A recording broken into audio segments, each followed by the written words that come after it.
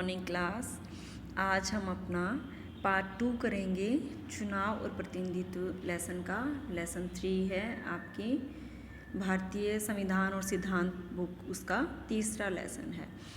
अब इसमें हम भारत में किस तरीके की विधियां अपनाई गई हैं, कैसी व्यवस्था है चुनाव की, इसके बारे में हम पढ़ेंगे कि किन अथॉरिटीज़ की ज़रूरत है और ये संविधान में लिखने की क्या ज़रूरत थी कि मतगणना कैसे होगी, प्रतिनिधि कैसे चुने जाएंगे।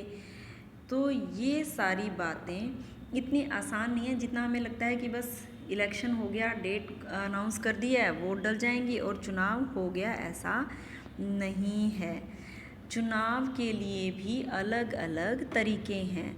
अलग अलग लेवल के इलेक्शन के लिए अलग अलग तरीके अपनाए जाते हैं कि प्रधानमंत्री का चुनाव किस तरीके से होगा, मुख्यमंत्री कैसे बनेंगे, पंचायतों के चुनाव कैसे होंगे, इनको कौन ऑर्गेनाइज करेगा, कैसे परिणाम घोषित किया जाएगा। तो भारत की जो विधि है, भारत की जो तरीके हैं, वो होता है दी पोस्ट, जो सबसे आगे है वही जीते, यानी जिसने सभी उम्मीदवारों में सबसे ज़्यादा वोट ले ली हैं वो जीत जाएगा। ये आपका है। इसमें ये आपको देखिए क्या लिखा है, हेडिंग देखिए नवभारत टाइम्स में, नवभारत टाइम्स न्यूज़पेपर की हेडिंग में क्या लिखा है कि पहली बार कांग्रेस को 3/4 बहुमत। ठीक है, तो इसका मतलब है कि कांग्रेस ने 543 में से 415 सीटें जीती हैं, जो कि 80% से भी ज़्यादा वो सीटें कांग्रेस ने यहाँ पे ले ली हैं।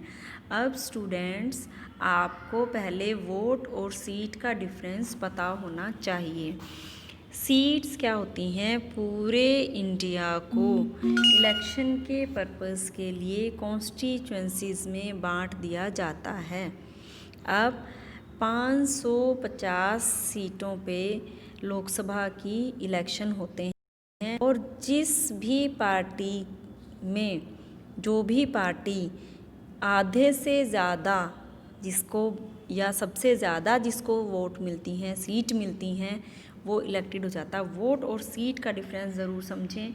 मान लेते हैं हमारे यहाँ पे 548 सीट्स के लिए इलेक्शन होना है। हर सीट पे हर पार्टी इलेक्शन लड़ेगी और यहाँ पे हर पार्टी के उम्मीदवार इलेक्शन लड़ते हैं। बीजेपी के, कांग्रेस के, जनता पार्टी के, बीएसपी के, ये इलेक्शन लड़ते हैं। अब यहाँ पे इन सभी में से इस सीट पे जिस भी पार्टी के उम्मीदवार को सबसे ज़्यादा वोट मिली हैं, मान लीजिए कांग्रेस को वोट सबसे ज़्यादा मिली हैं, तो इस सीट पे ये सीट किसको चलेगी, कांग्रेस को। लेकिन ये कैसे डिसाइड हुआ, ये वोटों से डिसाइड हुआ कि जिसको सबसे ज़्यादा वोट मिली।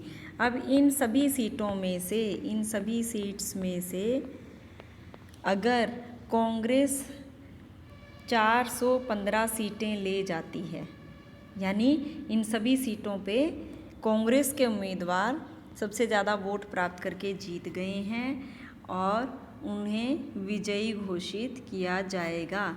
लेकिन अब क्या हुआ, सीट तो आ गई, 545 सीटों में से किसी सीट पे तो 1 वोट से जीत गया, किसी पे 2 वोट से जीत गए और कहीं पे बिल्कुल ही बहुत कम अंतर रहा वोटों का। अब सीट आ गई 80%, वोट पड़ी हैं 43%, यानी जो जीत का अंतर है वो बहुत ही कम वोटों से रहा है।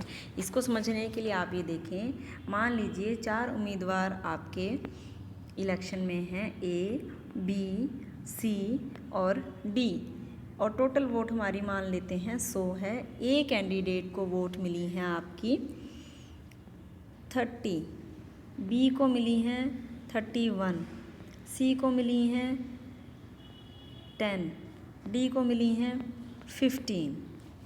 अब क्या है, आप ये देखिए यहाँ पे बी इलेक्शन जीत जाएगा, लेकिन कितनी वोट से जीता है, सिर्फ 1 वोट से इलेक्शन जीत गया है। और अगर हम टोटल हिसाब लगाते हैं तो 55 यानी 30, 10 और 15, ये 55 वोट्स बी के अगेंस्ट थी, बी को नहीं फॉलो करती थी, लेकिन फिर भी बी विजेता है। क्यों है? क्योंकि FPTP प्रणाली है, सर्वाधिक वोट पाने वाला जीत जाता है। आप इसको थोरोली रीड करेंगे तभी आप इसको समझ पाएंगे। अगली सिस्टम को हम, अगला जो हमारा चुनावी व्यवस्था है उसको नेक्स्ट लेक्चर में डिस्कस